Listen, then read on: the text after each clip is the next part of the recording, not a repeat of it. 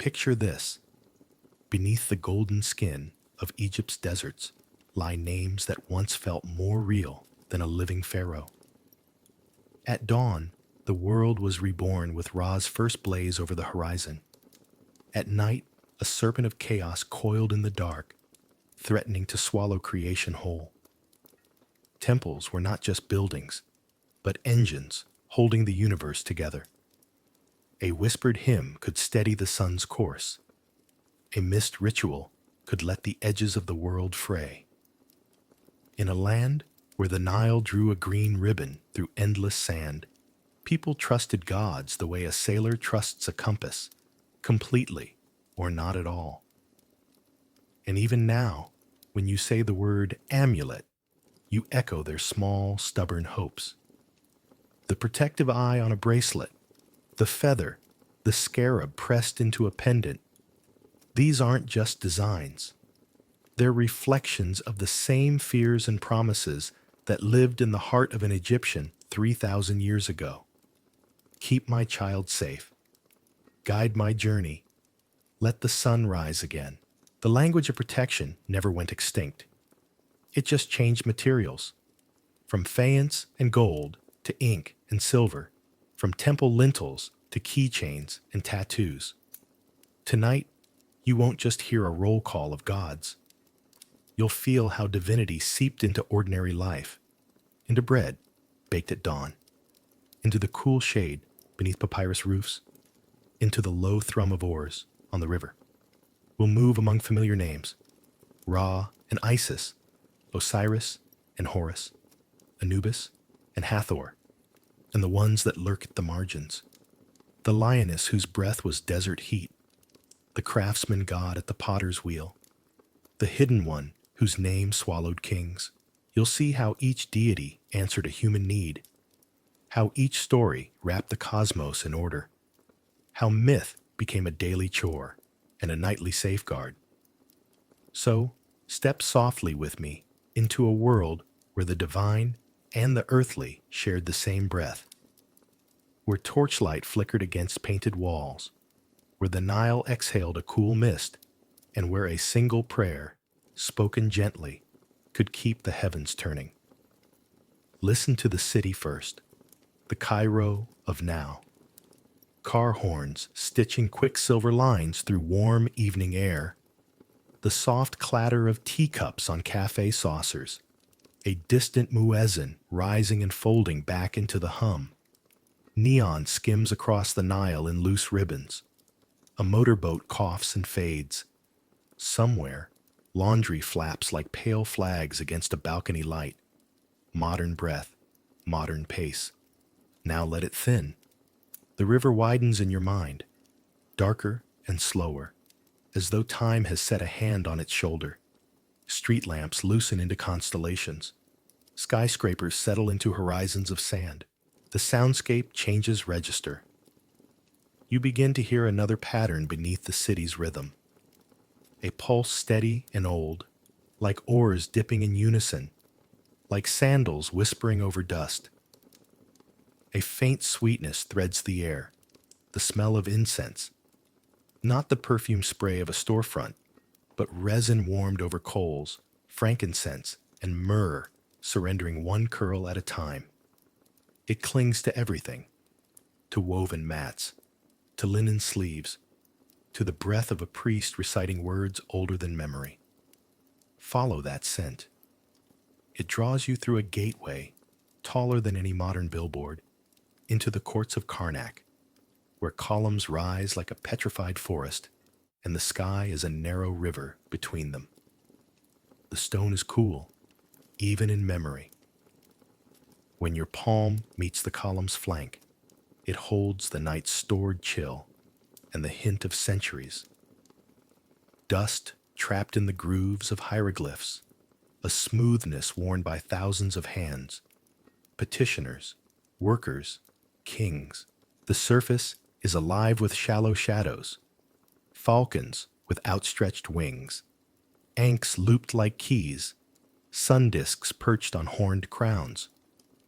Torchlight plays across the carvings, so that figures appear to exhale as the flames lean and settle. Somewhere within the precinct, a drum speaks. Its voice is wood and hide, deep and deliberate. One slow beat, then space, then another. The rhythm does not hurry you. It invites your footsteps to align, to find the temple's pace. Between the beats, you hear the small sounds that make up a living sanctuary. Bead anklets that hush and sing with each step. A reed flute tracing a narrow path through the dark. The hush of linen as acolytes pass like river wind. Gold dust floats on the air, literal and not. In the lamplight, every mote becomes a tiny star, turning the space between pillars into a private sky. And beyond the temple's edge, the desert exhales. You feel it on your skin as a warm draft, a dry caress across the forearms, lifting the edge of a robe, setting a lock of hair adrift. Even this breeze seems ritualized, entering as though announced, leaving without offense. The Nile is never far.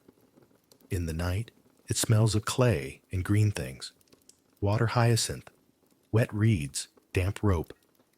From the quay, voices travel like oiled stones skipping, boatmen calling, a child laughing, someone striking flint.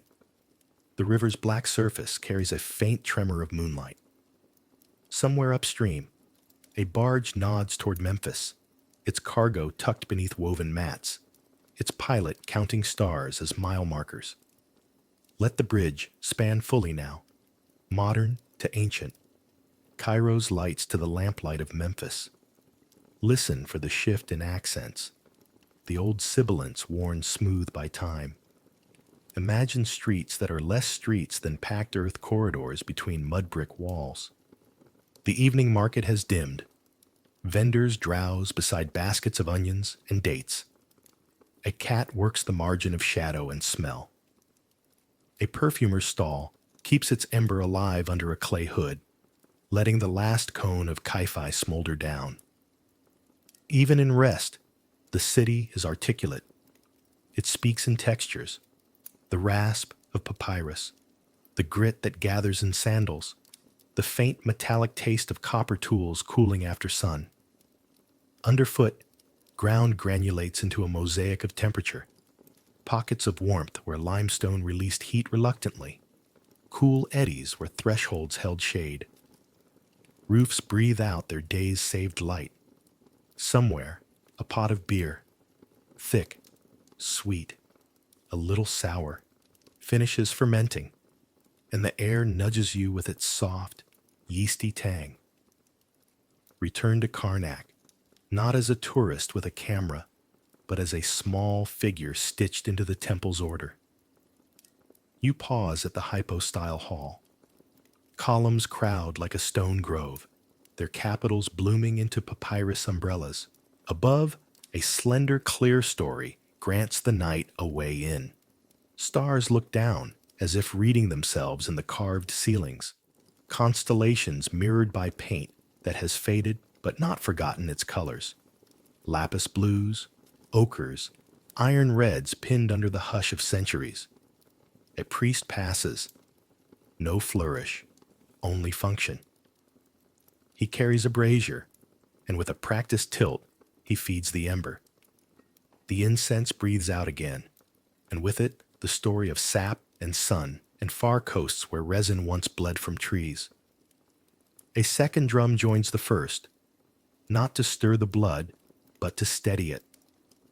Between beats, you can hear the wick of an oil lamp flicker as a moth tests the border of its small, bright world.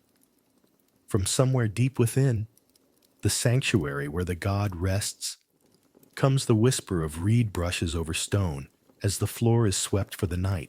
Pure space invites even quieter sounds. A bead striking a threshold, the soft, wet sound of seal clay pressed and marked, a sigh that might be human or might be the temple settling into itself. Now the pace eases further. Steps lengthen. Pauses open like shallow pools for reflection. The sensations sharpen in their gentleness. The satin drag of fine linen along an arm. the featherweight tickle of desert dust on the back of a hand, the faint mineral chill that rises when you stand close to stone. Light edits itself into fewer strokes, small halos around lamps, a low gold along the edges of carved signs, moonlight pooling in the court like a patient lake. Behind the walls, the city of Memphis grows quiet by degrees. Donkeys crop the last of the fodder. A door bar slides into place with a wooden sigh. A lullaby wanders across a courtyard and finds no echo to hurry it. The river ticks softly against its moorings. Above it all, the sky arranges itself for travel. Orion tilts, Sirius sharpens. The Milky Way lays down a pale road for a solar boat to follow. In this measured cadence, presence gathers. You are not watching a distant tableau. You are inside a texture, a temperature, a sequence of breaths. The incense is a thread. The drums are a pulse. The stone is a promise that the world can be held together by care. When the cool of the columns reaches your fingertips, when the golden dust hangs and does not fall, when the city's noise has been traded for the temple's hush, the bridge is complete. And in that hush, Egypt is not an exhibit or an era. It is a living arrangement of light and shadow, of river and desert, of words spoken softly to keep the great machinery turning. The night accepts the offering of slowness. The senses settle into their places. The story can begin to unfold. When Hori was a child, he believed he could hear the Nile think. On certain afternoons, when heat folded the air and cicadas wound their thin silver threads through the reeds, he would sit on the mud brick threshold of his mother's house and listen. The river's thought was slow and patient, like a potter's wheel turning. His mother said that was fitting, because Khnum, lord of the potter's wheel, had once shaped every person's body from wet clay, then breathed their ka into them like a lamp's first flame. To Hori, the Nile was Khnum's breath, cooling on the skin of the world. He did not meet Khnum in a temple first. He met him in clay. In the courtyard, his mother kept a jar of silt that settled in layers, green-brown from flood, reddish where bank soil sank in, a faint gleam where sand had drifted. She would wet her fingers, knead a small lump, and shape a bull with sweeping horns. "See," she'd say, placing the figure in his palm. "Strong shoulders. The world needs strength." Then she'd pinch the clay into a tiny swaddled infant. "The world needs gentleness, too." Hori would cradle both figures on his skin until the mud dried and left its fine dust. He loved the way it felt cool at first, then warm, like a blessing that remembered you before you remembered it. His father, a scribe attached to the temple granaries, kept his blessings in sharper lines, black on papyrus, neat as river reeds. He taught Hori to draw the ankh without thinking, to balance the loop and the arms so the sign felt inevitable. Hori learned to trace the feather of Ma'at with a single stroke that never trembled, to write the names of gods with the tenderness one brings to a sleeping child. "Names are weight," his father would say. "Names hold shape in the world." He said it softly, because power spoken too loudly has a way of hearing itself and doing harm.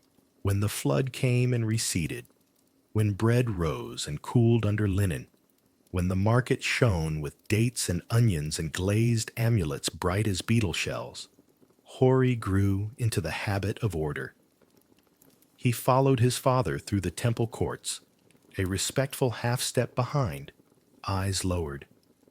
The world of Thebes unfurled around him, pylons like mountain gates, painted walls where falcons spread their wings, the columns of Karnak lifting stone flowers to the sky. He learned the temple's seasons, Dawn's opening of the doors, noon's sweet smoke, evening's hush. Khnum was his first god because Clay remembered him. But Ra was the one who taught Hori to wake. The lector priest, old Padiaman, with a voice like a reed flute, chose the boy early to carry the water jar at dawn. Hands like these, the old man said, turning Hori's fingers palm up. Steady, quiet. In the blue hour before sunrise, Hori would walk barefoot across cool flagstones, balancing the jar against his shoulder. The naos lay behind doors.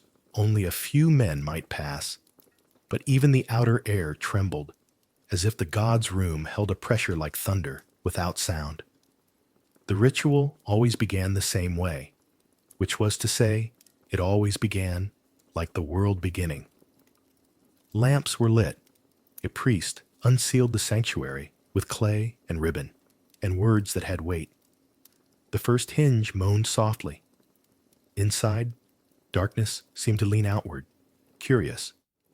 Then came the lamp flame's touch, a small star post on the edge of night, and Hori felt the tiny hairs on his forearms lift.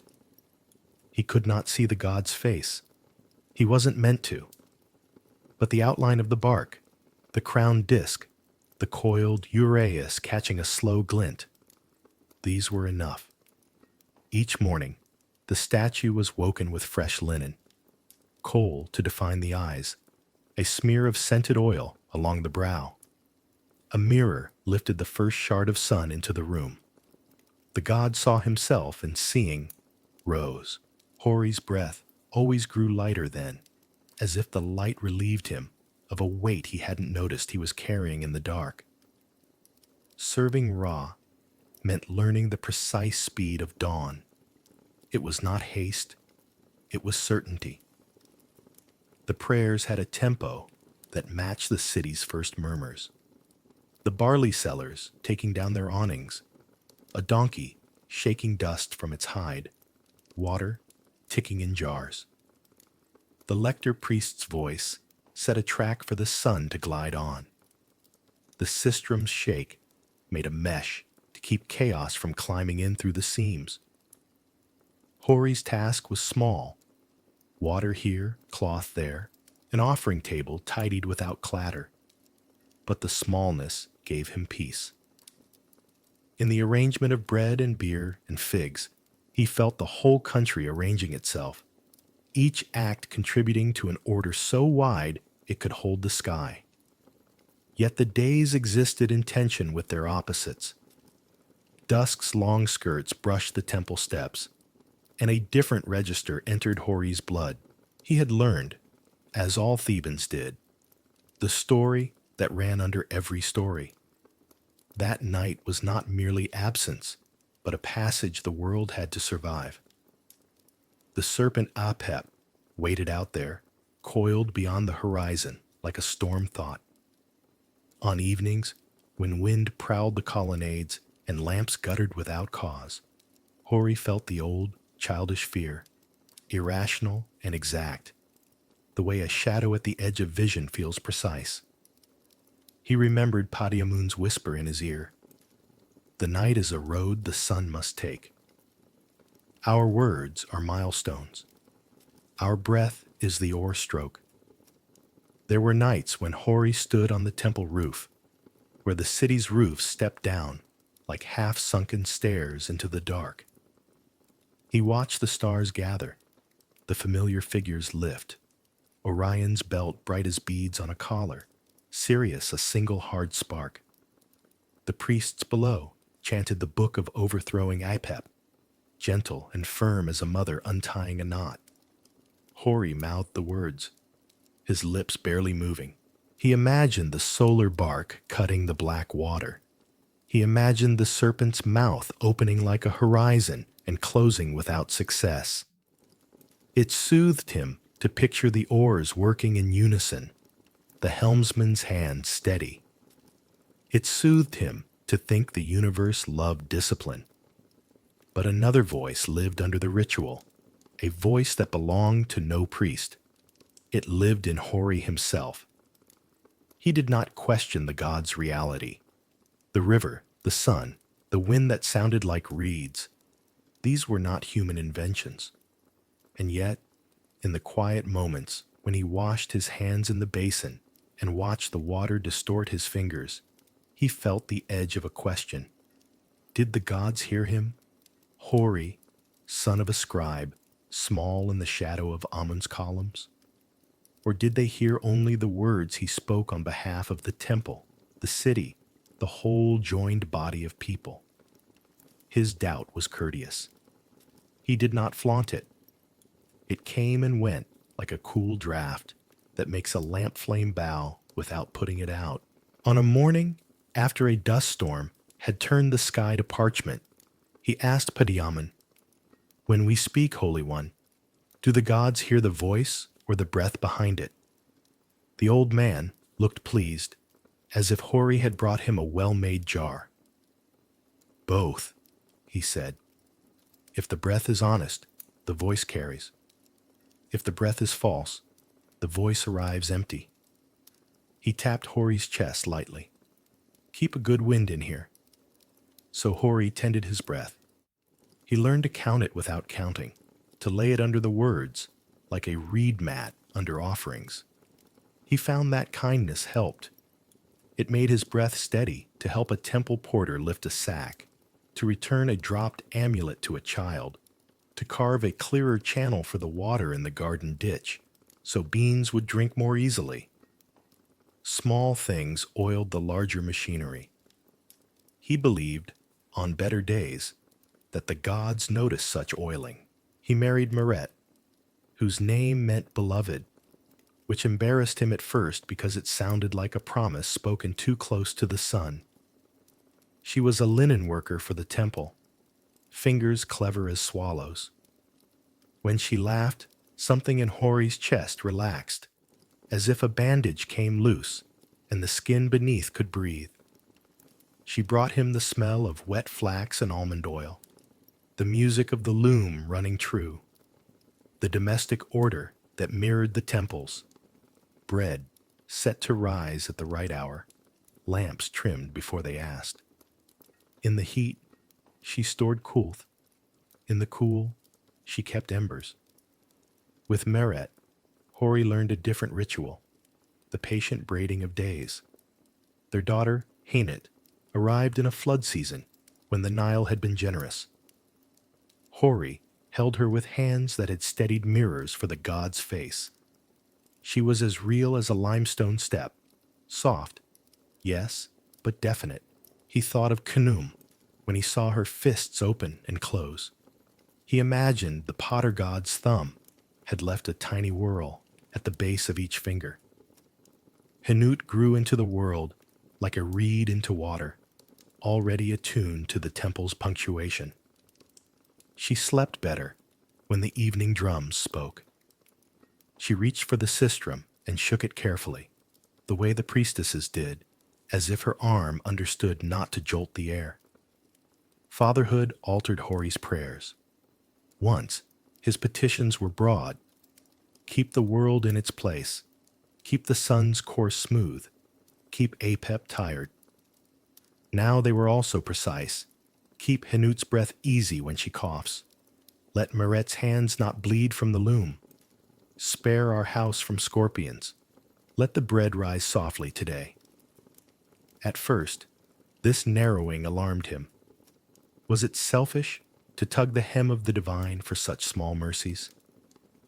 But the lector priest, overhearing Hori murmur for his daughter one dusk, said, "The small holds the large. A house in order teaches the city how to live." Still, nights had their tests. Some were of the body, Hainit's fever rising with the heat of Sirius, Meret's finger pierced by a sharp pin and reddening. Some were of the mind, a dream in which Hori walked into the sanctuary and found the statue stone cold and unresponsive. Another, where the serpent's body lay across the court like a broken bridge, and the bark had nowhere to sail. He woke from such dreams with his heart striking like a mallet on bronze.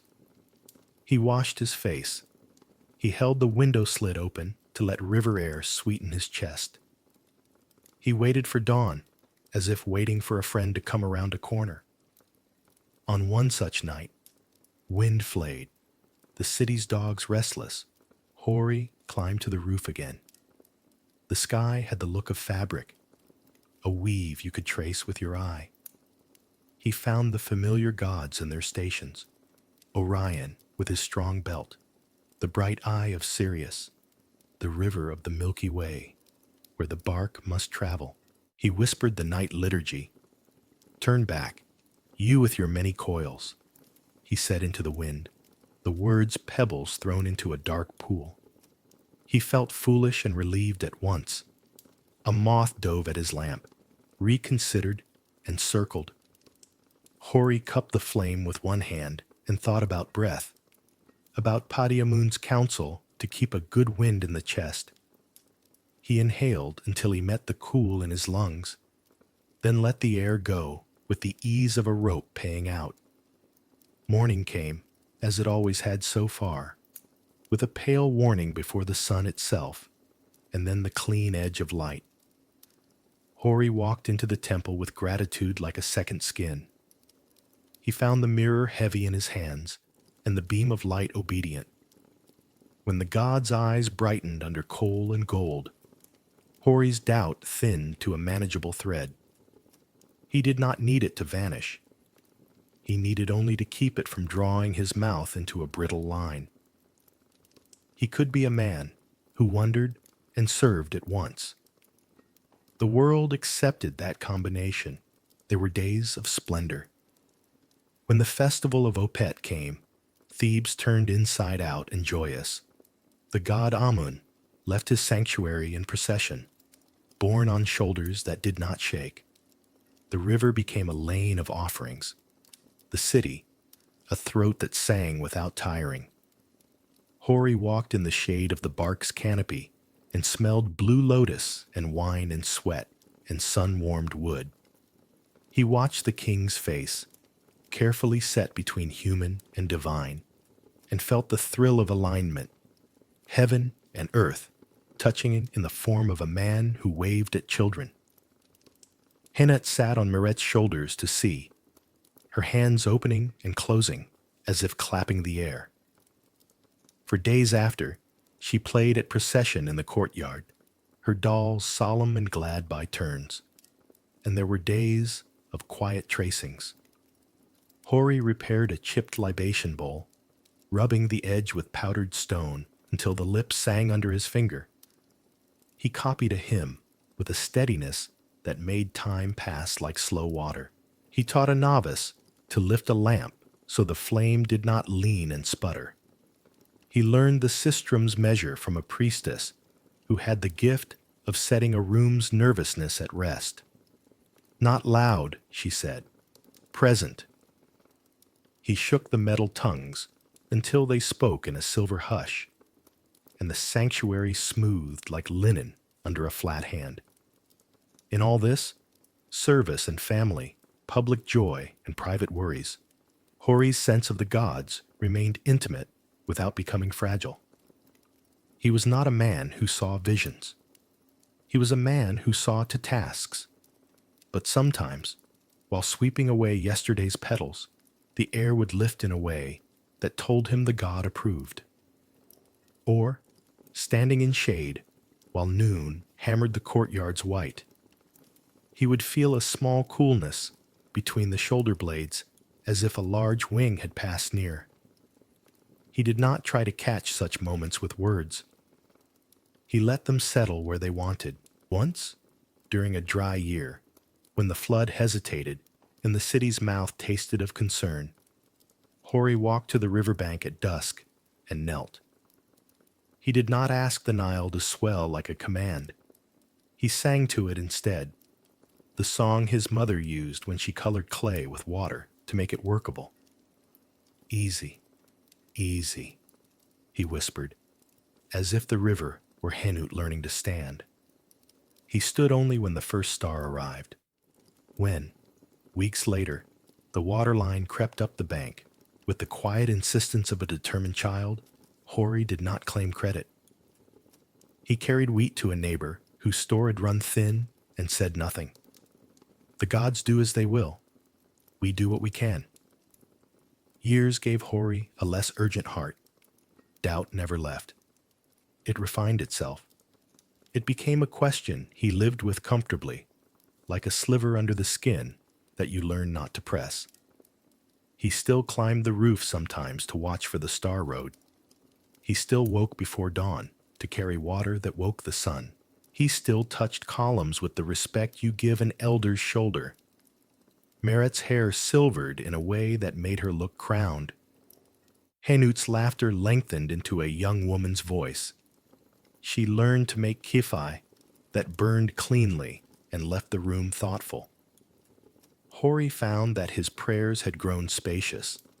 They contained more silences, and the silences carried meaning he could feel without dividing it into names. If you had asked him in those later years whether the gods heard his personal voice, he might have smiled and said, "I think they hear the arrangement." He meant the balance he kept. Bread baked when it should be, lamps trimmed, words weighed before speaking, a child taught to lift a flame without fear. He meant the way he let the temple's order enter his house and the way his house's gentleness informed his work. He meant the shared breath that ran through all of it. The rivers, the cities, the gods, his own. And on nights when wind prowled and the dogs argued with the dark, when a door somewhere thudded and the heart offered its old mallet beat, Hori still whispered the lines against the serpent. But now, between each line, he set a pause soft enough to rest in. He imagined the solar bark not only fighting, but also gliding in confidence, guided by a helmsman who had learned the currents. He pictured the serpent wearying of its task and loosening its coils, not out of defeat alone, but because harmony had become too persuasive to resist. He let that persuasion fill his lungs. He kept a good wind in his chest. In the morning, he rose as he always had, feet finding the cool places in the floor by memory. He washed his hands. He carried the water jar without slosh. He entered the temple that had grown older with him and remained young. The doors opened. Darkness leaned. The first lamp made a star. Hori lifted the mirror and set the light where it belonged. In that moment, he felt the whole city wake. Meret at the loom, Henut measuring resins, boatmen slipping oars into water, and he smiled. The work was small and endless and good.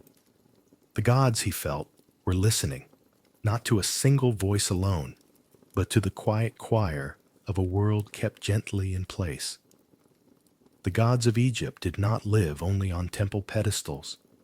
They lived in courtyards where bread cooled on reed mats, in the damp cool of river steps where jars kissed the water, in the stitched shade beneath date palms where children traced ankhs and dust with their toes. If you stood at sunrise in a Theban alley, you could feel the pantheon arrive by habit. Isis in the first gestures of a mother tying a child's amulet. Osiris in the patient order of rows in a field. Anubis in the quiet dignity with which an old man folded a linen shroud for a neighbor who would need it someday. A nation's theology was not an argument. It was a rhythm. Isis in the house and in the heart. To speak of everyday Egypt is to speak of Isis. In the small, windowless rooms that smelled of yeast and lavender, she was present as surely as the hearth. Women invoked her while warming oil in shallow lamps, while teasing knots from children's hair, while rubbing kaifi on a husband's temples after a day in the glare. The stories said Isis had searched the world for the pieces of Osiris and learned every hidden name along the way. In kitchen courtyards, that translated as competence and mercy, the genius for finding what is lost, fixing what is broken, softening what is hard. A linen worker pricked her finger and bled on the warp. She pressed the spot and murmured, "Mother Isis." A fisherman's wife tied a shell with an eye painted on it to her baby's wrist. "For the Lady of Magic," she said, and the baby gurgled the vowel sound of the universe. Girls wore Isis knots on cords under their dresses, a loop and a twist, red thread against skin, a sign that protection could be both seen and felt. When labor pains sharpened into the kind that did not release, old midwives mixed honey and cumin, sang the spell where Isis calms a scorpion's sting, and the room's air seemed to loosen.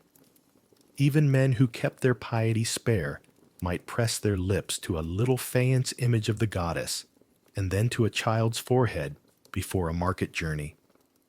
Isis also lived in the way neighbors behaved when misfortune walked in.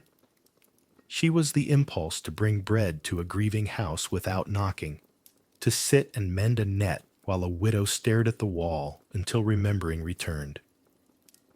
"Let me carry that," someone would say, lifting the water jar, and they meant the jar and something else. In this, the goddess's magic was practical. She made people good at each other. Osiris, the Green Lord of Order. If the home was Isis's precinct, the field and its reliable geometry belonged to Osiris. The god was not only a ruler in myth, he was the logic of seasons, the promise that cut stalks would rise again, the solemn lesson that harvest is a form of resurrection. Scribes drew his crown in swift, vertical strokes. Farmers honored him with hands in the soil, aligning seed with furrow, as if aligning lives with law.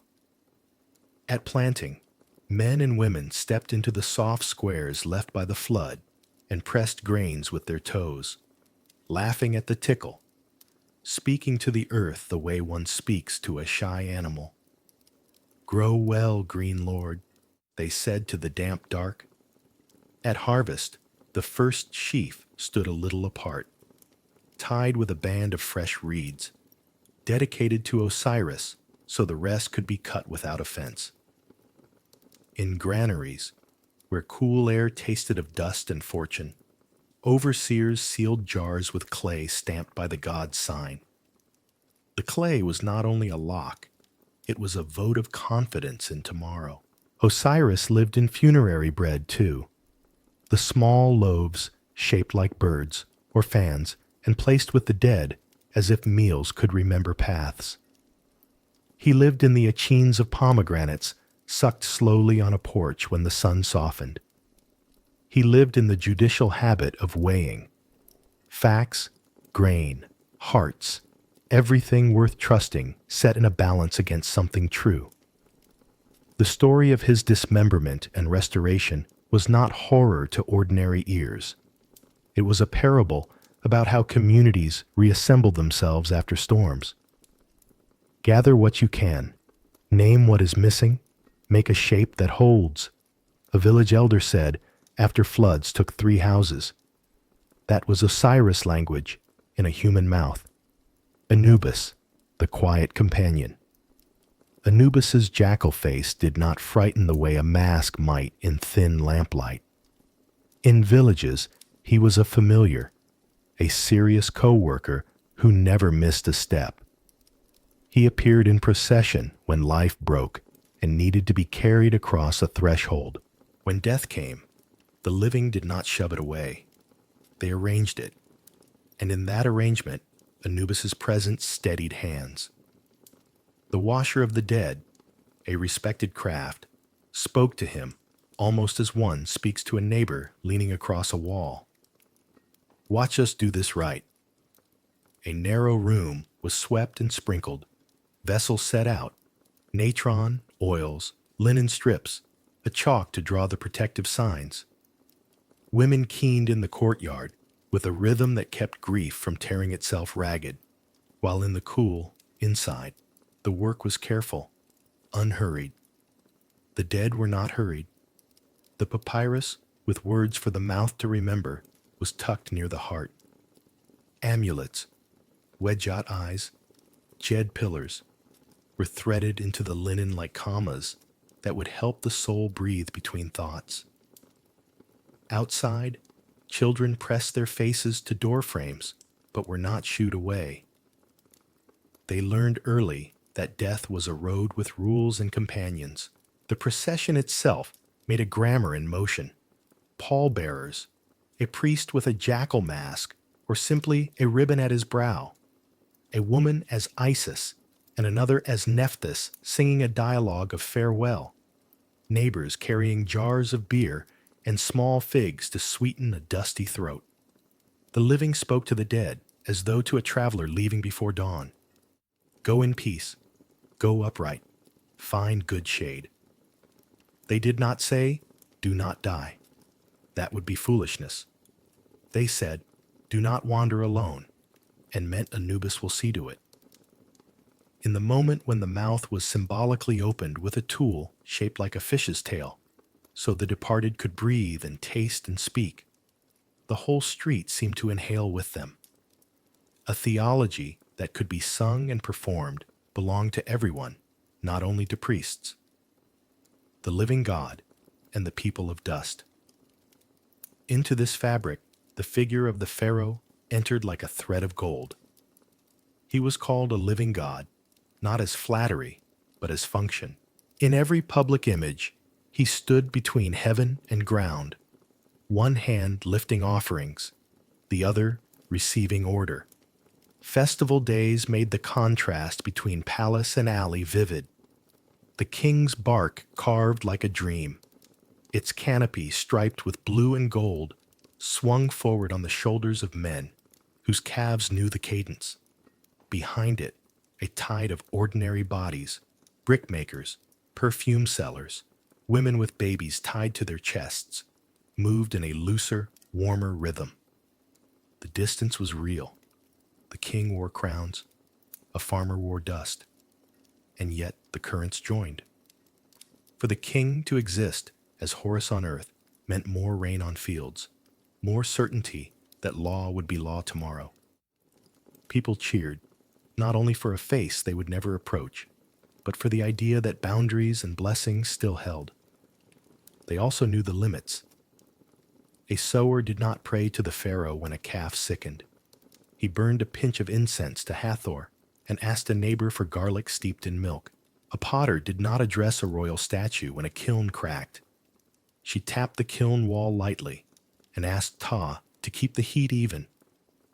The intimacy of minor gods, Behedity in a wasp's stubbornness, Taweret in a pregnant belly's steady weight, was the province of commoners. The king's divinity set the stage. The household gods filled it with human traffic, festivals, and the art of being together. The year's great processions were rehearsals for harmony. During Opet, when Amun traveled from Karnak to Luxor, the city practiced joy like a craft. Families saved raisins and dates for weeks, tucked them into children's hands along the avenue of sphinxes. Boatmen scrubbed decks until they shone. Perfumers increased the fat in their unguents so scent would hang longer in heat. Priests argued quietly over minute points of sequence that mattered because time itself was thought to follow these cues. On the day, the god emerged in a shrine, unseen but heavy with presence, and the bark swayed like a living animal.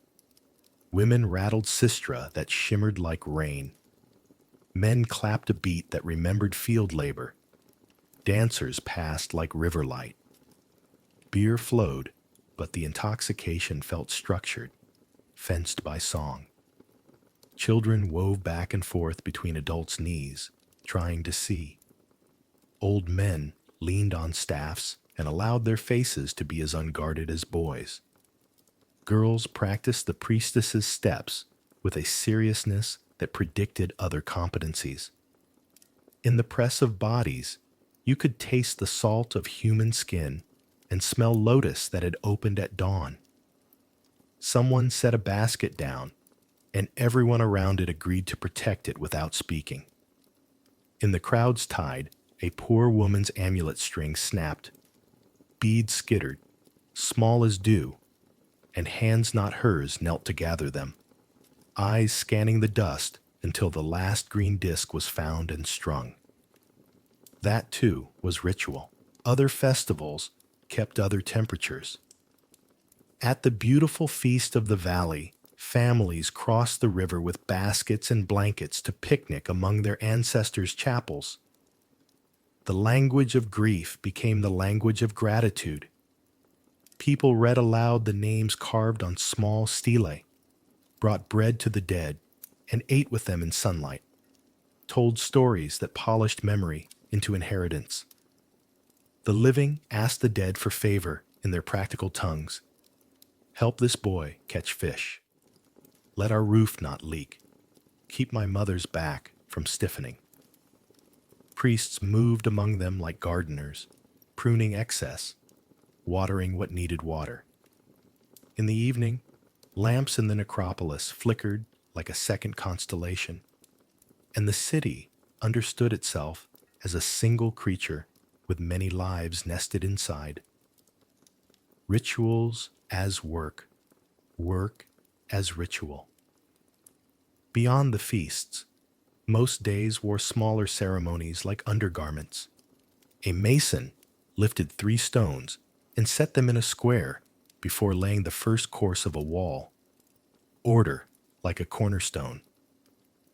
A brewer poured the first ladle of thick beer onto the ground for a god who liked offerings that remembered barley's humble smell. A mother drew a protective circle in ash around a baby's sleeping basket and wiped it away at dawn, satisfied that the circle had done its job. Men spit lightly at the threshold and then smoothed the spit with a thumb, an old charm against wandering ills, while laughing at themselves for keeping their grandfather's habits. Laughter did not cancel belief. It proofed it like dough. Markets had their liturgies. The onion seller stacked his bulbs in concentric rings, the shape itself a spell for abundance. The cobbler hammered a nail and muttered to Ptah, that is in hands, blessing the stubborn leather to yield. The scribe, under a shade awning, sharpened his reed and whispered a line from a wisdom text about words landing exactly where you aim them. When a quarrel flared, nearby vendors lifted their palms and invoked Ma'at, the feather of rightness. Let the balance be true here. If the quarrel cooled, everyone credited the feather, not only their patience. In all of this, priests were not remote sorcerers, but specialists in a public technology. Their knowledge, how to wake a god, how to guard a sanctuary's silence, how to braid a hymn so it ran in the ear like the Nile, was respected the way one respects architects or boat rights. Yet, the laity owned parts of the operating system. They knew which days were good for traveling, which offerings pleased which shrines, which hymns could be hummed under one's breath while waiting for a kiln to decide. A city's ritual competence was distributed. Even illiterates could recite a spell's skeleton with the ease of childhood songs. The gods were not held hostage by literacy. They were courted by cadence, the texture of mercy. From the outside, polytheism can look like a crowded pantheon.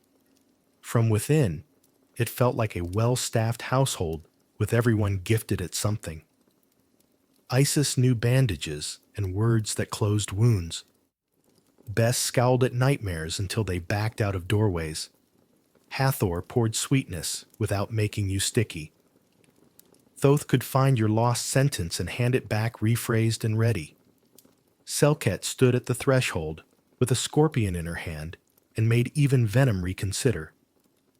People learned to match need to patron. They also learned to be patrons of one another.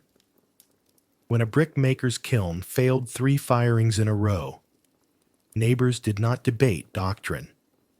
They brought dried dung and clean reeds for better fire, told him to sleep a night on fresh straw to loosen a mood, and then walked with him to a small shrine where a dwarf god grinned between his lion paws.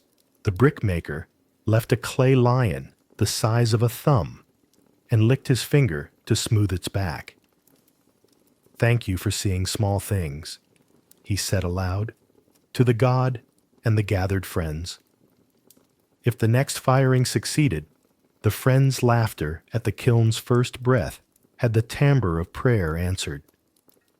Distance, without estrangement. The court's splendor was real, its rules like a high wind that did not reach alleys. Scribes in white linen wrote decrees with green ink and tied them with cord.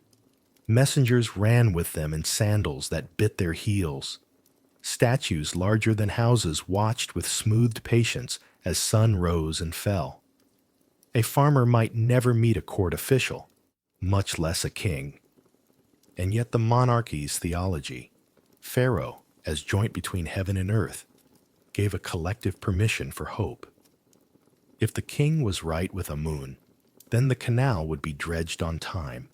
The balance would be honest in the granary. The judge would listen. If the king was not right, well, then Isis would still hear a mother's whisper. Anubis would still guide. Osiris would still green the riverbanks, and people would still carry one another through the narrow hours. The system had redundancies born of love. Processions after dark, processions within. Some nights, when the sky was new-shaved and sharp with stars, small household processions formed without schedule. A grandmother, with a cough, placed a lamp on a plate, and the family walked once around their courtyard, slow as a clock. A girl carrying a bowl of water with lotus petals floating. A boy with a sistrum that he shook gently, metal tongues clicking like insects. An uncle with a sprig of fresh green barley. The youngest child entrusted with a single date. They ended at the threshold and shared the date in 4 bites, laughing softly at the unfairness of its size. The lamp went back onto its niche shelf. The knight felt persuaded. In the great temples, similar movements traced larger circles. The god statue traveled from room to court and back, an unseen weight that made everyone stand a little taller. Priests sang words the people could not see in written form, but had known by ear since childhood. The drumbeat spaced out pauses like stepping stones across a stream. Between beats, private petitions threaded up. Keep my brother from rashness. Let my wife's back heal. Grant me a little more patience. The architecture held these whispers without judging volume or grammar. The gods were not grammar critics. How the pantheon wore a human face. Because the gods were everywhere, people saw them in one another. A woman with an unshakable calm was praised as Hathor-faced. A man whose hands could coax a broken tool back to use was Taw-handed. A child who remembered everything, songs, stories, the order of beads, was smiled at as Thoth touched. When a neighbor mediated a fight so that both men left with dignity intact, someone leaned and said, not unkindly, Mayat sat on her shoulder today. Compliments were little theologies. None of this erased grief or erased hunger. Years came lean. Children got fevers. Sandals wore out. Shadows lengthened under eyes used to glare. But the pantheon's net was fine-meshed. When a net broke, another was thrown. The point of many gods was not confusion, it was coverage. No corner of life had to make a case for relevance before the sacred. Washing a floor, gutting a fish, weaving a plain band for a headcloth, each task could be done with a companionable presence felt, if not seen. And so Thebes and Memphis and the river towns lived their days with a confidence that the divine understood detail. In morning's cool, a mother tied an Isis knot without thinking and kissed the knot as if kissing the goddess's cheek. At noon, in a field that smelled of crushed onion and wet soil, a man straightened and shaded his eyes and said, "Thank you, Osiris," not to the sky, but to the pattern in his muscles and the green proof at his feet. Near sunset, a procession turned a corner. An old woman drew in her breath and let it out slowly, the way one releases worry. The jackal's long ears seemed to hear even that sigh, and the god did not miss it.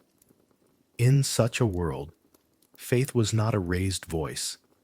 It was the way hands learned to move, steady, practiced, aware that someone or something was always listening, not for eloquence, but for care. The pantheon, in return, kept the people's days patterned enough that rest could enter them. Order did not arrive as a decree alone. It arrived as bread baked the same way, as processions that understood streets, as courtyards that knew how to hold both laughter and lamentation without spilling either. And at the center of the weave, the old names, Isis, Osiris, Anubis, glowed like knots in a carpet, beautiful and strong, binding household and cosmos with the same thread. History, in Egypt, did not move like a straight road. It braided, it doubled back, it merged streams, it carried sands from one bank to settle on the other. The gods learned to travel that way too, changing titles, trading emblems, stepping from shrine to shrine while remaining themselves. If you follow them across centuries, you can see not only how belief adapts, but how a people preserves continuity by giving change a sacred face. From local powers to a woven pantheon. In the earliest towns along the Nile, Hierakonpolis, Abydos, Nakata, each community cherished its own patron. A falcon on a standard, a jackal prow pattern, a crowned woman whose name is now a fragment on a shard. When Egypt unified, the country didn't erase local gods to make room for a national theology. It stitched them into a single garment. The result was less a committee than a choir. Many voices, one song. As capitals shifted and dynasties rose, certain deities gathered wider light. At Thebes, a once local hidden one, Amun drew breath from political fortune. Kings from his city won wars, and the gods' prestige grew with their shadow. Elsewhere, Ra of Heliopolis kept the noon blazing.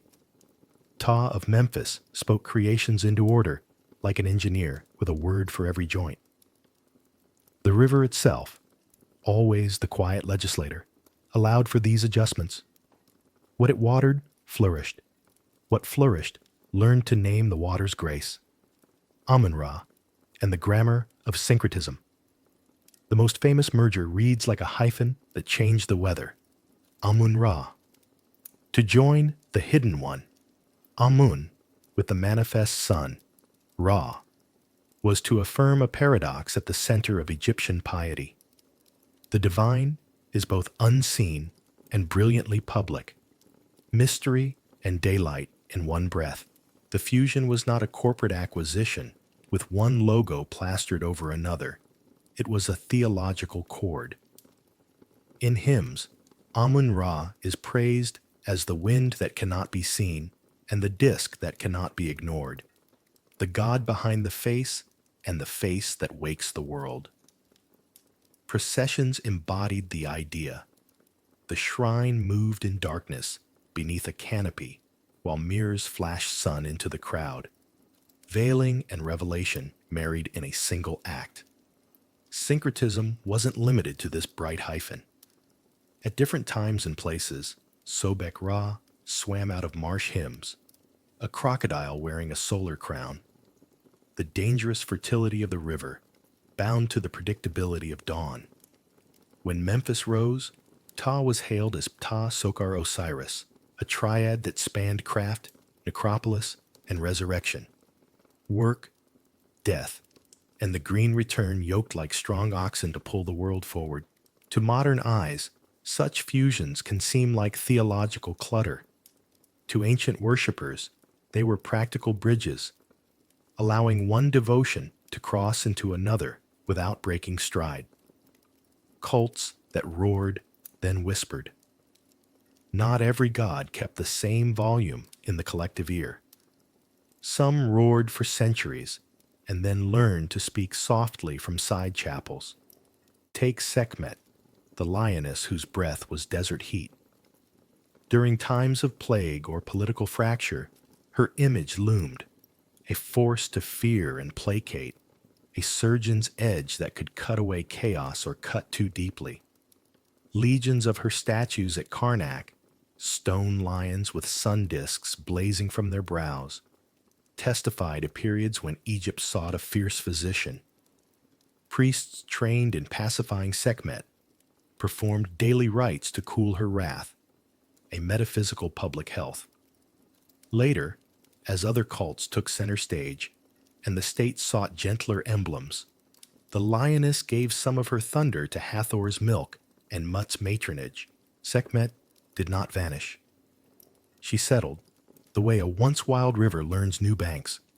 Her power consulted in narrower hours, surgery, fever, the quick decision made cleanly. Tefnut, goddess of moisture and vital humidity, tells another story.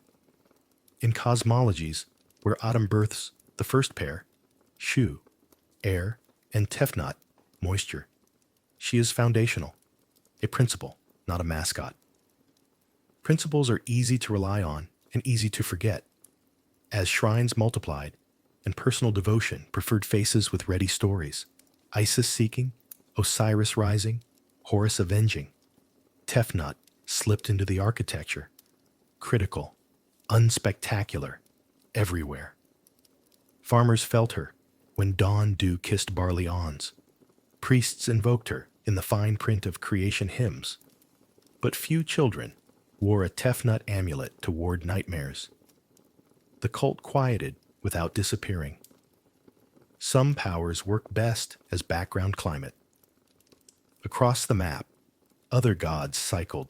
Neath of Sais, ancient huntress and weaver, surged when her city's politics and wisdom traditions found a shared pitch.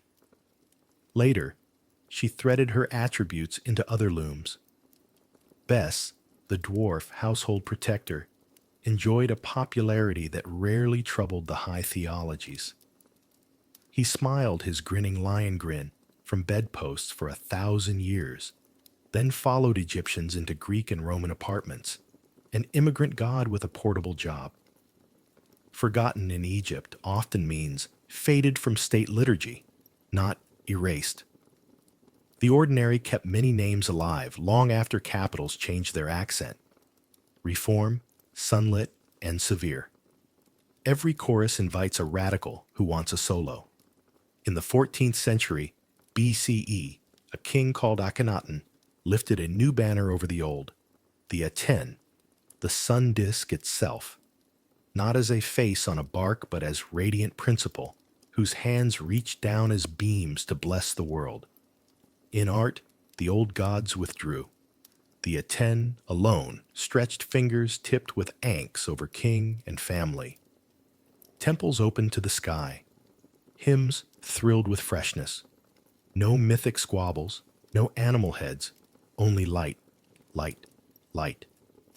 For a while, Egypt tried on this austere monotheism, not the absence of God, but the streamlining of divinity into one unstoried blaze. It did not last. The cost of stripping the pantheon was practical and psychological. People missed the intimacy of specific companions. A goddess for childbirth, a god for a fisherman's luck, a jackal to guide a grandmother through dusk. After Akhenaten's death, the country turned the volume back up on the choir. The old names returned to the walls. Amun breathed again. The Aten remained implicit, as all sons do, but not alone.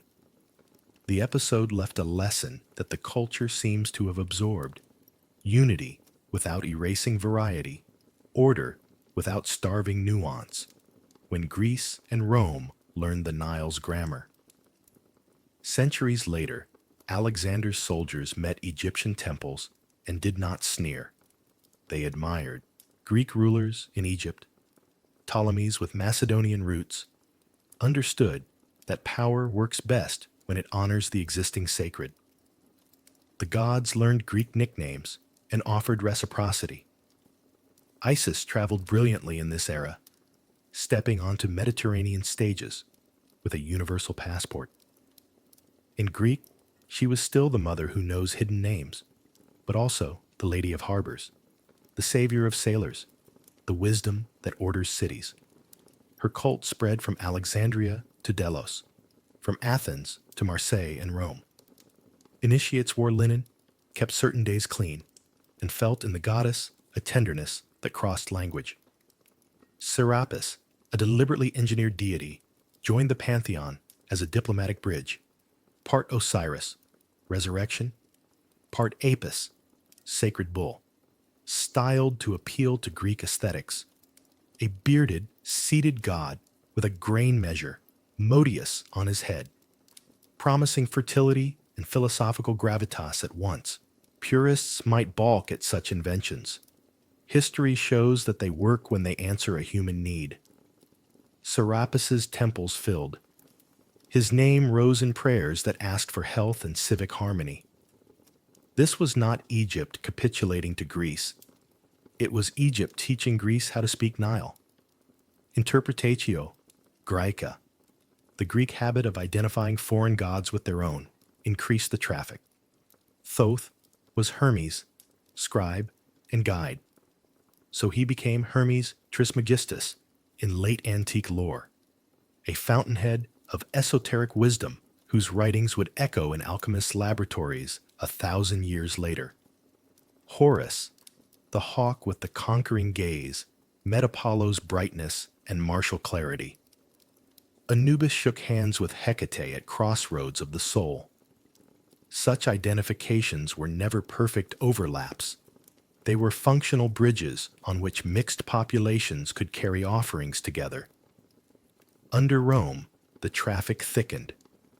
Emperors kept up old temples while also installing their own imperial cults. Isis worship thrived in ports and garrisons. Legionaries carried amulets. Merchants offered incense before shipments. Women in Ostia and Pompeii dedicated altars and courtyards draped with vines.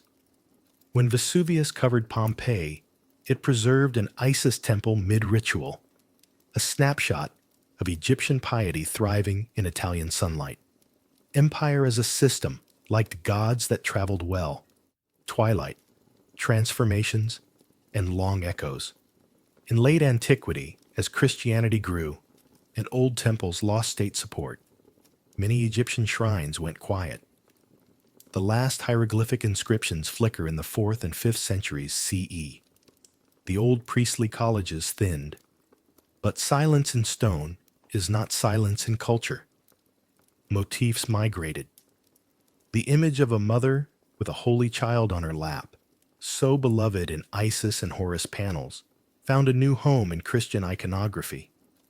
Continuity by way of posture and tenderness rather than theology. The Ankh, sign of life, learned to rhyme visually with the cross. The Jid pillar's promise of stability melted into columned churches. Incense never left. Even the habit of processing sacred images through streets survived, baptized with new names. Meanwhile, the idea of Egypt as ancient wisdom bed deepened in the imaginations of Greeks, Romans, and then Renaissance readers working with translations and legends. Hermes Trismegistus, part Thoth, part philosophical fiction, was cited by alchemists and magi as an authority on how matter holds spirit like a secret. 19th century travelers, fed by romantic hunger for the primeval, posed with obelisks and cartouches and brought the Eye of Horus home as a souvenir against seasickness and vaguer ills. Egyptomania dressed theaters and hotels in lotus capitals and winged suns, sometimes kitsch, sometimes homage, always proof that the old symbols still drew breath in new rooms. Modern amulets and familiar faces. Today, the eye of Horus glints from pendants and dashboards, tattooed on wrists, stamped on skateboard decks, etched into gemstones set in delicate chains. It is worn for style and for protection, for the sense that the world can be watched over by a gaze that sees harm coming and says no. Some know its fractions, the mythic arithmetic in which the eye's parts add up to near wholeness, a lesson in how damage can be measured and mended. Most need only its presence, a curve, a teardrop, a line that catches light. The symbol persists because it carries three messages in one: sight, healing, and the stubborn suggestion that order has a defender. Isis keeps traveling. In museums, she sits serenely with Horus at her breast. In academic texts, she is tracked as the most successful goddess to cross cultures without losing herself. In the everyday, she surfaces in the faces of caregivers whose competence is a kind of magic. When people say, half joking, she has mom energy, they echo a very old hymn. Visual echoes matter too. The way a head tilts, the way a veil falls, the way hands frame an infant. These are gestures religion shares across centuries when words disagree. Anubis haunts less as fear than as professionalism. Funeral homes discreetly deploy jackal silhouettes. Hospice workers speak of a good crossing with an ancient tact.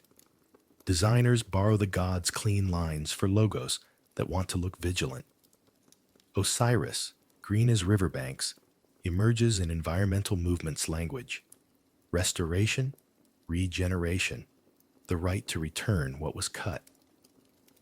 Mayat's feather floats in courthouses, not as an explicit emblem, but as a shared intuition that justice is lightness balanced against a heart's weight.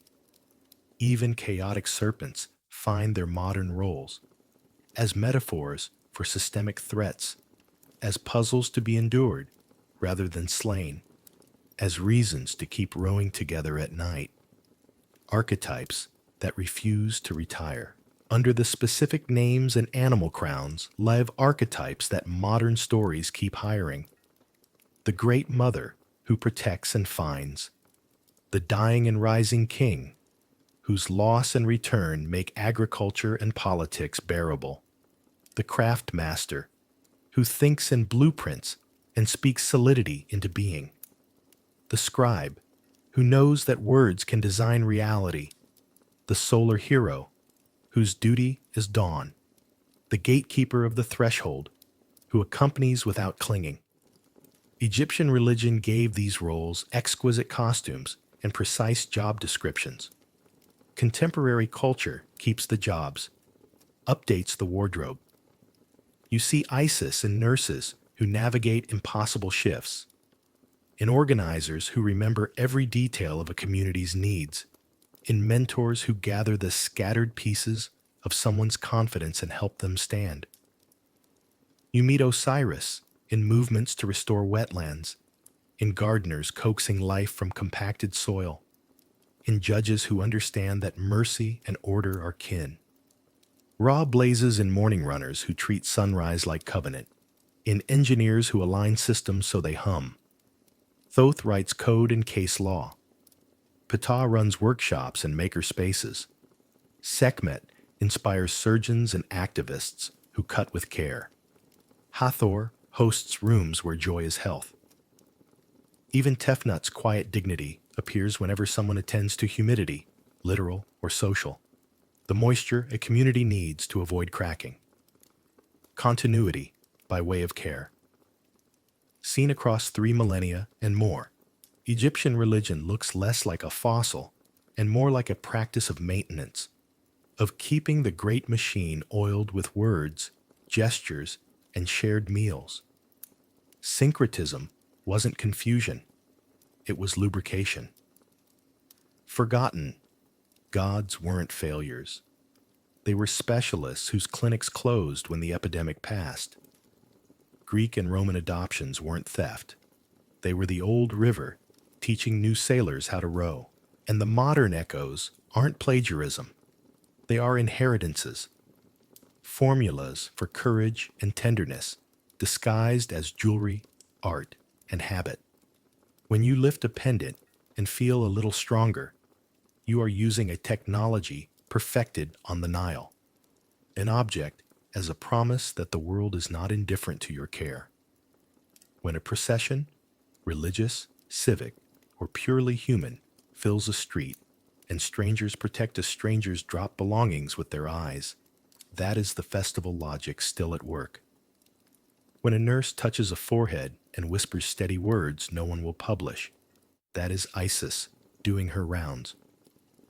When a community chooses repair over rage, Osiris nods from a green bank. The gods learned new names. The names learned new addresses. The work stayed. Order calibrated to breath. Breath calibrated to oar strokes in the dark. And if the old hymns have gone quiet in their original language, their cadence persists in how we mark dawn with coffee and intention, how we knit the living to the dead with framed photographs and candles, how we insist in 1,000 small gestures that the serpent will not have the last word. They say a kingdom can fit inside a story, and Egypt chose one that begins with a brother's smile too straight. Osiris, green lord of right order, taught people to cut canals in gentle curves and to plant in lines that pleased both eye and harvest. Under his rule, laughter and law were kin. His brother Set watched from the margins where sand scours stone. Set was not only a villain, he was the dry wind that tests roofs, the red place where maps hesitate. But envy is a heat that cracks clay. He measured his brother with his eyes and found himself too small. The plot came polished. Set commissioned a chest of cedar and cinnamon wood, sized exactly to Osiris's body. It was a marvel. Silvered nails, inlaid stars, a lid that would close like a satisfied sigh.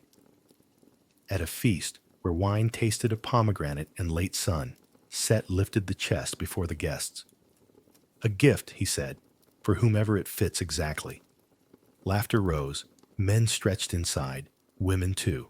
Music stuttered with delight as each contestant found the chest just too long or slightly short. Then Osiris, amused and trusting, laid himself down, limbs easy as morning. The lid slammed, iron sang, resin sealed. The room drew in a breath and did not let it out. Set's men shouldered the bright coffin and plunged into night.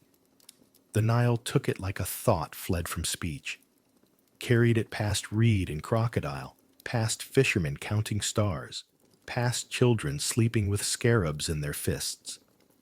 The chest traveled as rumor does, faster than oars, slower than truth, until it lodged in a foreign shore's tamarisk, and the tree grew around it, swallowing sorrow into perfume and shade. Isis did not weep like a storm. She organized grief. She cut her hair to travel faster, wrapped herself in plain linen, hid her rank inside a widow's patience, and followed the river's long sentence to its period. She listened for the way people describe what they do not understand. A box that sings when the wind is right, a tree whose heart glows, and found the palace that had built itself around her husband's prison. At night, she soothed the prince with stories until the house fell in love with her kindness. When the king promised a gift, name it, she pointed to the tamarisk pillar. The saw's first bite made the whole court dizzy with sweetness. The beam lay on the ground like a cooled flame. She opened it, and there he was, Osiris, unbreathing, complete as a finished sentence. No sooner had she ferried him to a hidden place and sung the first soft syllables of repair Then Set arrived with a hunter's certainty. Rage doesn't plan. It breaks. He tore the body into pieces and gave them to the river, to the delta, to the deserts, the way a drought distributes loss. It should have ended there. Order undone into fragments that could never learn each other's names again. But Isis was a woman who remembered.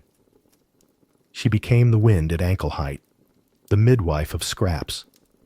With Nephthys for company and Anubis in the jackal's steady tread, she searched the country's sorrow. In fields, women saw her pass and pressed bread into her hands. In alleys, children pointed to where birds had flown with curious burdens. In marshes, fishermen offered silence and a boat. Piece by piece, she gathered him back.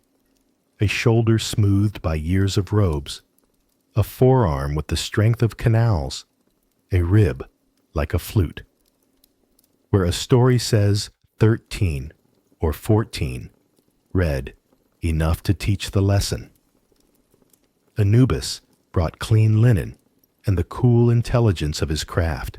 He salted the breaks with natron, anointed joins with oils that remembered sunlight, wrapped the body with a care that made time step aside. If death must be, then let it be handsome, he seemed to say. The work was not to make Osiris a man again. It was to give him a kingdom fit for what he had become. When the wrapping was done and the amulets lay in their proper grammar, the jed for stability at the spine, the wedjat for wholeness where harm had been, the room held a listening you could feel against skin. Isis leaned and spoke names that had once been whispered into him at birth. She arched over him like a moon, and from that arc came Horus, the falcon-child, future and remedy, the bright vow that a line would go on. Osiris woke into the west, not the east. He became lord of what lies beneath, judge in a hall bright with balance. On his throne of green stone, he weighed hearts against a feather so fine it could measure a breath. He was not gone. He was below, which in Egypt is a way of saying within. Order had not died. It had moved to a deeper room to keep the records safe. Horus grew in hiding among papyrus and birdsong, raised by women whose hands could turn chaos aside with tea and timing. He learned patience first, anger second, law last. Isis taught him the grammar of power. Protect before you punish. Know names before you judge. Never confuse your mother's grief with the state's business. When he was ready, he stood in the court of Ra, where gods gather like elements in a chart, each bright and necessary. Set met him there, desert red, eyes narrow as a hot horizon. The trials were long and strange, equal parts lawsuit and wrestling match. In some tellings, they change into animals and clash. Hippo against hippo in a river that trembles with their weight. In others, they argue in speeches that smell of papyrus and ink. Thoth takes notes, reliable as rain. The tribunal vacillates the way councils do when truth is clear, but politics is sand. Horus is younger. Set is older. Horus is the rightful heir. Set is the strong arm at the border. The country itself seems to lean first one way, then the other, like a field of barley in twin winds. Tension sharpened into moments you can feel with your hands. In one, Set steals Horus's eye, not the organ only, but the seeing that makes a man a ruler. He breaks it, and the world misses a beat. Horus staggers, a boy who cannot find the horizon in daylight. Isis acts. Some say she traps Set in a net of words and releases him out of pity. Others say she forges a new eye from moonlight with Thoth's craft. Either way, the eye returns, not as it left but better, the way mended vessels sometimes pour more beautifully than new ones. The wedjat becomes a sign the living wear. wholeness restored, loss counted, and then reconciled into strength. In another scene, silence itself argues.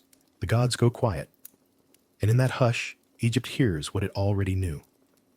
A land needs boundary and rain, but it also needs a story where sons follow fathers not by blood alone, but by fitness. Horus is not only Osiris's child, he is Osiris's work continued. Canals, laws, gentle sternness, bread that rises evenly. At last the court speaks. Horus is named king. Set is given the desert, to pace and roar and be necessary where storms brew. The balance is not defeat, it is division of labor. Even chaos gets a jurisdiction. The coronation does not feel like a shout. It feels like an exhale. Horus rises on the dais with a falcon's poise. The double crown fits as if it had been waiting on the shelf for a long, patient day. Priests lift the bark. Mirrors catch late sunlight and set it moving across faces.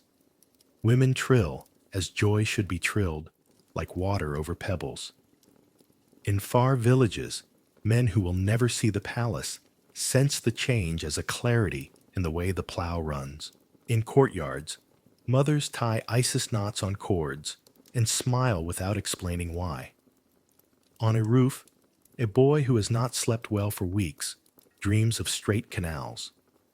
Order returns not as a victory parade, but as ordinary competence. Courts remember to listen. Weights match their markings. Scribes copy without skipping lines. Fishermen sell fairly. A neighbor noticing a loose brick taps it back into place before it can fall. In the west, in the glowing halls, where Osiris sits with the patient company of the justified, the balance does not creak. A feather lies quiet on its pan. Hearts land like birds that know their own branch. Anubis watches with the same unstartled attention he brought to the first careful wrapping. He is pleased with continuity. It suits him. And Set? He is not unmade. He stalks the red land and tests the edges. He shakes tents so that pegs must be driven deeper. He teaches sailors respect with rough weather. When a wall holds against the wind, the wall thanks him by standing. In this arrangement, chaos becomes a sparring partner. Tiresome, useful, the reason muscles stay honest. Horus's eye, whole and watching, travels. It becomes a fraction table for scribes, a healing sign in surgeons' hands, a charm on a soldier's chest where fear likes to sit. It teaches a quiet arithmetic, that what is broken can be counted and made nearly entire, that wholeness is not the absence of damage, but the presence of care. The story's music relaxes from drum roll to heartbeat. The river accepts more boats. The fields produce a green that looks like forgiveness. If you tilt your ear, you can still hear the hinge of that cedar lid, the first wrong note in a good rain. You can also hear the saw, whispering through the tamarisk, when love refused to let grief become policy. You can hear the small sounds of repair, linen smoothed, oil poured, words chosen. 1,000 domestic gestures taller than any statue. Great myths train hands as much as hearts. They tell you how to move when something precious has been shattered. Look, gather, bind, name, bless, and accept the new place an old love now rules from. The cycle closes and opens in the same breath. Dawn comes like a decision made again. On earth, a king performs the morning rites for Ra with the confidence of a son who has learned where to stand.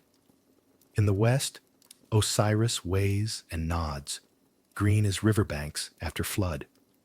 Over the borderlands, Set prowls, keeping sharp the edge where the known meets the testing ground.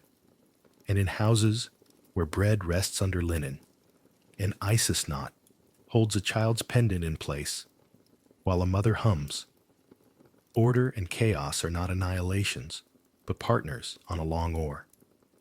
The boat rows through night, Oars dip in rhythm. The serpent rises and thinks better of it. The sun speaks the first word of day, and the city answers by sweeping thresholds, trimming lamps, stamping seals straight.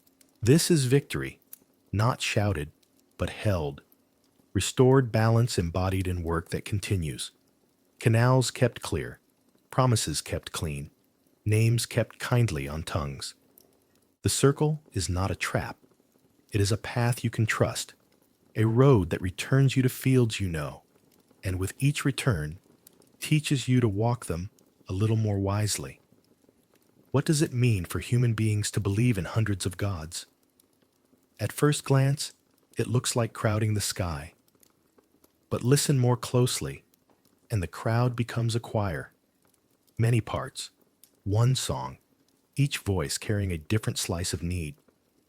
Multiplicity is not confusion. It is hospitality. A fisherman asking for fair weather needs a different blessing than a woman in labor, a judge weighing cases, a child waking from a bad dream. A pantheon says, there is room here for your particular fear, your precise hope. You do not have to generalize your heart to be heard. Polytheism, in this light, is a pedagogy of attention. It trains the mind to notice the grain of things, the way water moves around a reed, the way a sick room's air changes when the right words are spoken, the way a city's temper lifts when justice is done cleanly. Each god, each emblem, focuses the gaze. Life stabilized, the Djed, breath protected, the Wedjot, sweetness granted without excess, Hathor's, Sistrum, craft made honest, Ptah's hands. To believe in many gods is to confess that experience is many-textured, that one key does not open every door, and that reverence is a set of practiced, local gestures as much as a single abstract awe. Why do symbols outlive the temples that made them? Because symbols are sturdy boats. They carry meaning even when the river's course has altered. The Ankh still reads as life because our bodies still recognize the shape of a handle, the invitation of a loop, something to be held. The eye of Horus still heals because the story of damage mended into strength is permanently true. Isis with a child on her lap remains tenderness made visible.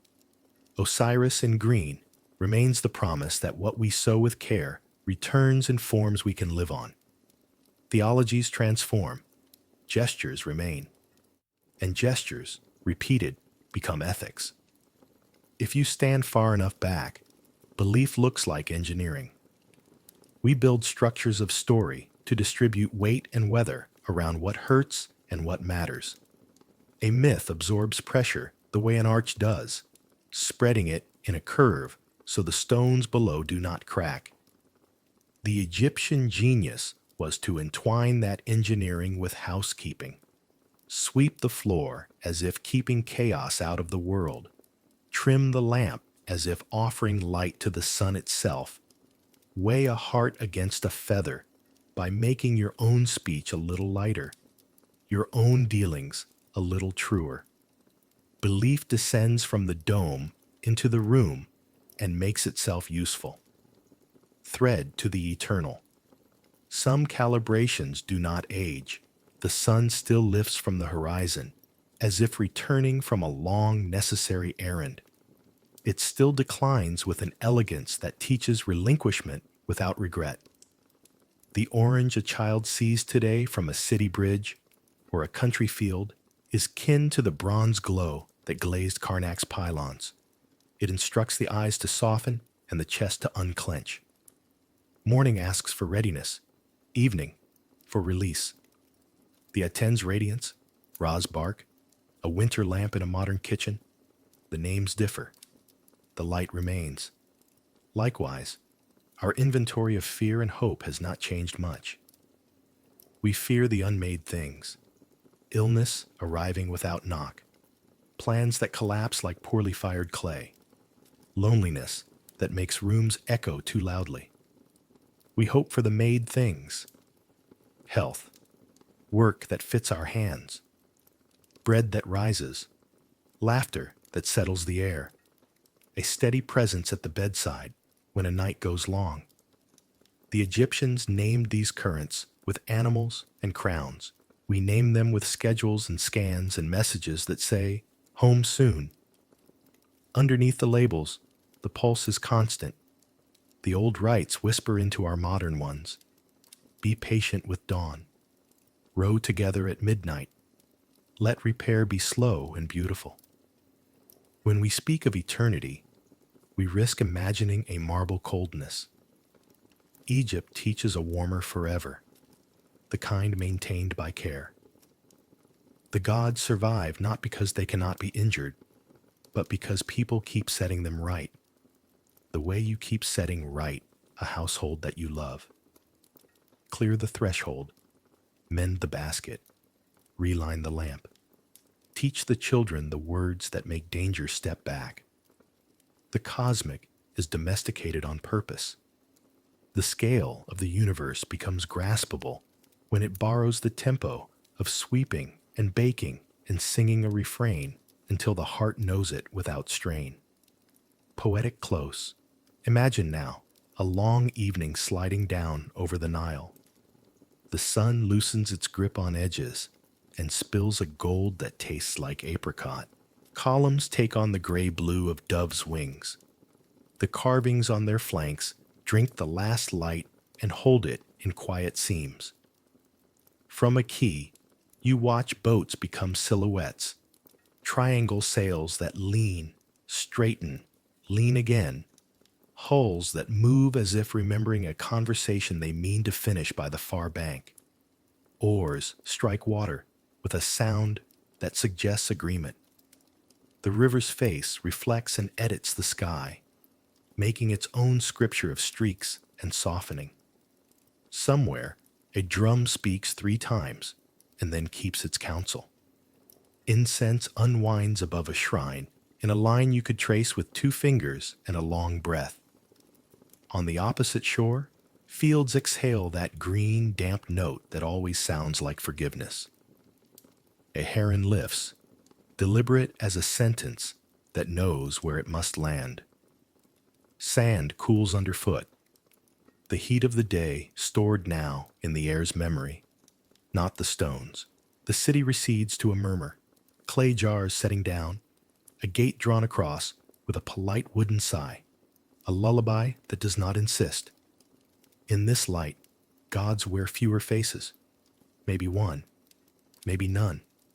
They are the wideness itself, and they are the small, right actions that wideness likes to bless. A woman ties a cord and knots it once, twice, with that old Isis twist. A man sets a bowl of water by a door for a dog that will come later. A child counts stars and loses count happily. These gestures rise like lamps along a processional way, and the darkness between them is not threat but depth. Boats move as time moves when it is not chased, steadily, with room for noticing. A pilot glances at a star he trusts. A boy on deck pretends to hold the moon between forefinger and thumb. The wake folds itself back into the river without reproach. You feel the tug of the current on your own breathing and decide not to resist it. The story you have heard tonight does not end. It rounds a bend. Osiris keeps the books. Horus keeps the boundary. Set keeps the edge honest. Isis keeps the art of finding. Anubis keeps watch where thresholds lie. Their titles are old. Their work is current. Night completes itself, and the first lamps from houses become a constellation that the sky seems to imitate. Somewhere, a priest closes a door with a seal pressed just deeply enough. Somewhere, a nurse tucks a blanket to ensure an elder's feet do not turn cold. Somewhere, a judge lays a feather paperweight on a stack of cases for mourning. All of it is the same craft, the maintenance of balance, done quietly. If you listen long enough, you can hear the bark set out again, oars dipping, helmsman steady, the serpent considering, and then sinking back into its own length. You can hear your own heart take the cue and slow to a pace the night understands. The myths have climbed down from their pedestals and are sitting now on the steps beside you, companionable, looking out over the same water. The gold drains to pewter, the pewter to a soft, generous black. When you rise, you'll carry a little of this arrangement with you. The idea that order can be kind, that repair can be patient, that symbols are work clothes for truths that do not age. Behind you, the river keeps talking to the dark in a language the dark respects. Ahead, a door waits with the comfort of something known. Between them, you move, quietly, capably, another figure in a very old procession that knows, without hurry, how to keep the world turning. The day closes like a book you've read before and love more for the rereading. On the horizon, Ra's sun lowers, soft, deliberate, until it rests on the lip of the world. For a blink, the disk is a coin balanced on a finger. Then it tips. A warm brass fades to ember. The sky inhales. So do we. Along the river, hulls move with a patience that feels chosen. Oars dip, rise, drip. The eye of Horus rides in small gleams on the water, broken and mended and whole again with every stroke. It watches, not sternly, but steadily, as if reminding the current that it remembers the way. At your wrist, on a keychain, in a memory of a museum hall, the same curve, the same promise. What breaks may be counted. What's counted may be made nearly entire. Behind the western hills, Osiris sits where green thinks itself back into the world. Not loudly, not like a trumpet. More like a seed resolving to split. His presence is the cool understone, the ordered ledger, the balance that doesn't need to argue. If you listen, the silence near him has texture, a feather settling on a scale, a heart deciding it will be light. In that stillness, you can set down the day without dropping it. A breeze passes over the water and over the pages of carved walls, hollowed glyphs that know how to keep a story even when mouths forget. Karnak's columns receive the last light in long vertical sighs. Luxor's pylons hold the dusk as if it were a polite guest. Somewhere a doorbar slides with a wooden kindness. Somewhere a lamp catches, then steadies. Between those two sounds, the closing, the keeping, an era exhales. Ra's disk is gone now, but its afterimage lingers like warmth on skin. The river takes it and edits it into silver. A child counts 3 bright stars and loses the 4th on purpose, content to leave a little uncounted for luck. The eye looks on. The hawk's gaze does not tire. We return to the small arrangements that make a world feel held. A cord knotted in the old way. A bowl of water left for a passing animal. Bread cooling under linen that smells faintly of sun. These are minor rites that speak fluent Ma'at. They take no audience.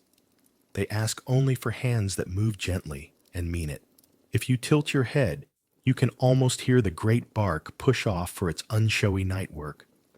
Oars in rhythm, helmsman sure, the long coil out there reconsidering its appetite. The mind sets its own oars to match. The body agrees. The shore drifts backward with a kindness that feels like being accompanied rather than left. What remains at the end is not thunder, but outline. The sun we will greet again. The eye that will keep its quiet watch.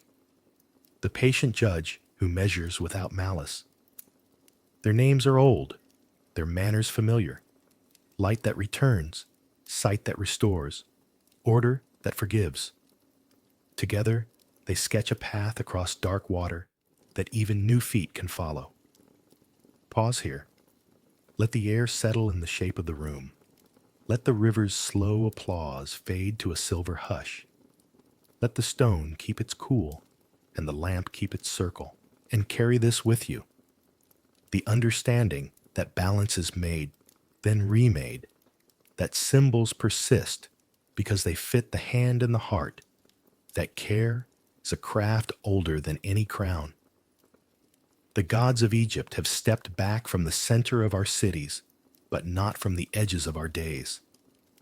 We still meet them, in a pendant's curve, in a fair measure weighed without witness, in the finished task done neatly when no one is watching, in a dream that arrives like a boat and leaves like a promise kept. One more pause. The river keeps its counsel. The sky arranges its lights. Somewhere, between the closing of a seal and the setting of a cup, a very old story bows and takes its place among the quiet things that remain. The Egyptian gods have stepped back, but their shadows still accompany us in the symbols we wear and in the dreams we keep.